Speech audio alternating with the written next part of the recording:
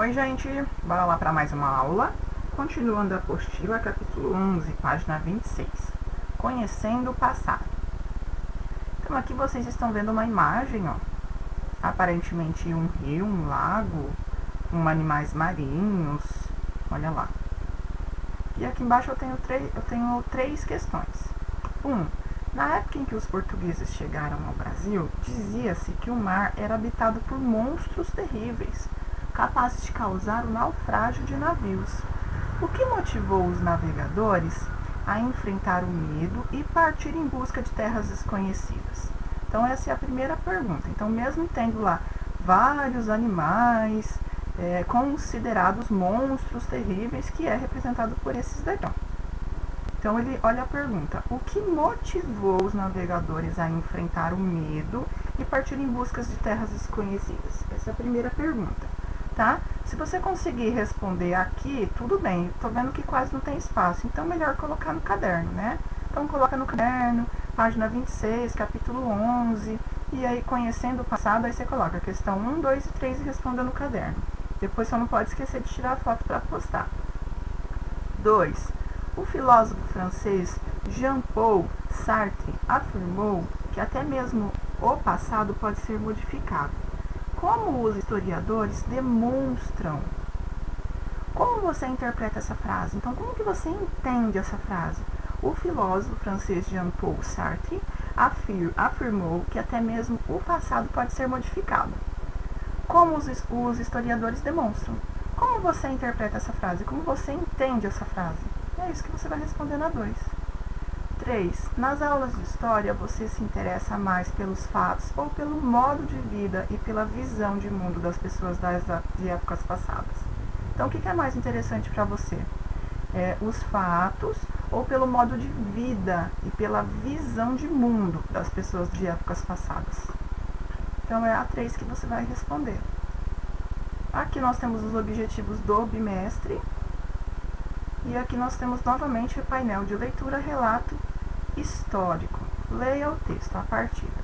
O rei Dom Manuel marcou para um domingo, 8 de março de 1500, a partida da frota de Cabral. Seu objetivo era que o povo acorresse ao porto do Restelo, chamado de Praia das Lágrimas, para os que vão, Terra do Prazer, para os que voltam. Olha lá, de novo, vamos voltar. O rei Dom Manuel marcou para um domingo, 8 de março de 1500, a partida de frota de Cabral. Seu objetivo era que o povo acorresse ao porto de Restelo, chamado de Praia das Lágrimas, para os que vão, Terra do Prazer para os que voltam. Para que todos vislumbrassem o espantoso espetáculo, 3 embarcações zarpando para o longínquo Oriente, com a cruz vermelha da Ordem de Cristo enfunada nas velas, em uma nova cruzada marítima, o destino de que Portugal tanto se orgulhava. O domingo amanheceu radioso e por volta das 10 horas o rei, acompanhado de seu séquito, chegou à capela de Belém. Ali, sob a luz de tochas, o bispo Dom Diogo de Ortiz rezou a missa. O Dom Diogo fizera parte da junta de astrônomos de Dom João II e, junto com Abraão Zacuto e José Vizinho, vetara, 8 anos antes, financiamento ao projeto delirante de Cristóvão Colombo, de chegar ao Oriente pelas partes do Ocidente. Após a missa, Dom Diogo deu a Cabral um capuz vermelho, bento pelo Papa, e se despediu do homem encarregado de conquistar a Índia. A cena da partida foi descrita por João de Barros, um dos maiores escritores portugueses de todos os tempos, e que naquele dia estava no porto de Restelo. A maior parte do povo de Lisboa, por ser dia de festa, foi celebrada pelo rei. Cobria aquelas praias e campos de Belém. E muitos barcos rodeavam as naus, levando e trazendo gente, todos com seus uniformes e bandeiras de cortes diversas. Tão lindo que não parecia mar, mas um campo de flores. E o que mais animava o espírito eram as trombetas, tambores, flautas, pandeiros e até gaitas, porque para a viagem de tanto tempo os homens se serviam de tudo para tirar a tristeza do mar. Mas a tristeza do mar prevaleceria mais uma vez, cerca de dos 1.500 homens que então embarcavam jamais retornariam a Portugal. No dia seguinte, uma segunda-feira, 9 de março de 1500, a poderosa frota de Cabral içou as velas, zarpando em direção ao Oceano Atlântico. Menos de 2 meses depois, iria incorporar ao Império Português. No vasto território continental, um mundo que ainda não existia, um novo mundo. Então aqui tem o vocabulário de algumas palavras desconhecidas, ó, acorresse é corresse, enfunada é inflada, junta é comissão e vetara é proibira. Vamos para as questões agora. Relato histórico. O gênero relato histórico tem a finalidade de documentar as ações humanas ao longo do tempo, para preservar a memória coletiva dos eventos. Os fatos narrados são reais e envolvem sujeitos, fatos e tempos históricos. O autor de um relato histórico não se limita a narrar uma história, principalmente quando ele é um historiador, como no caso do texto lido nesta sessão. Ele busca fontes, reúne e analisa documentos e utiliza critérios para verificar a veracidade do que está relatando. Então, veracidade é verdade, tá? Do que está relatando. 1. Esse texto foi escrito com que finalidade? Para que foi escrito esse texto? O que eles estão tentando passar para o leitor? 2. O acontecido relatado no trecho é fictício ou é verídico? Então, é uma história fictícia, não é verdade, ou é verídico, é verdade? 3. Qual é a função social desse texto? Então, você vai ler as alternativas e vai escolher uma delas. 4. O texto é escrito em primeira ou terceira pessoa? Justifique sua resposta com uma passagem do texto. Então, ele está sendo escrito em quem? Em primeira pessoa ou é em terceira pessoa? Aí você vai pegar um trecho que justifique sua resposta. 5. No texto, há o depoimento de alguém que participou dos fatos relatados. Quem é ele? Qual sua profissão?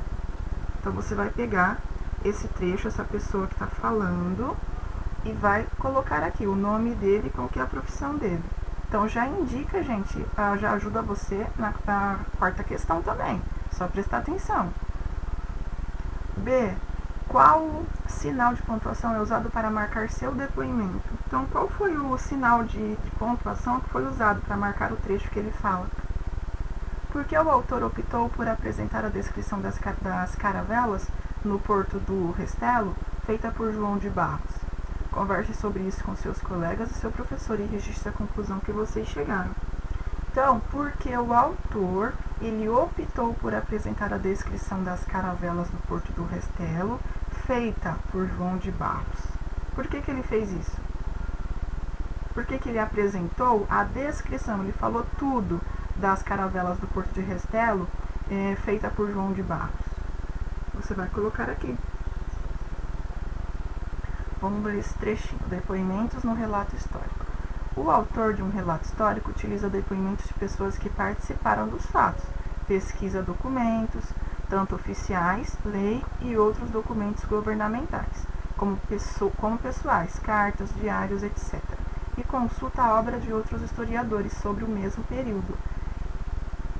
Tudo isso para certificar-te da veracidade do que relata. Então, tudo isso para confirmar se é verdade tudo que ele está relatando. Aliás, para ele não falar besteira, não falar algo que não aconteceu. D de dado. No trecho predomina um relato de fatos ou impressões pessoais. Então, o que aconteceu no trecho? São fatos reais ou é impressão de que aconteceu?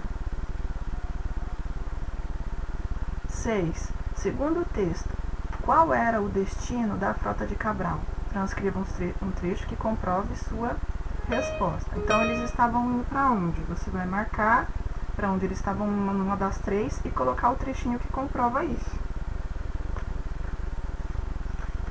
7. O porto de Restelo era chamado de Praia das Lágrimas para os que vão, Terra do Prazer para os que voltam. Explique essas duas formas de identificar o local, relacionando-as com uma informação dada no final do texto. Então, no final do texto, a gente está falando, está explicando por que será que é Praia das Lágrimas para os que vão e Terra do Prazer para os que voltam.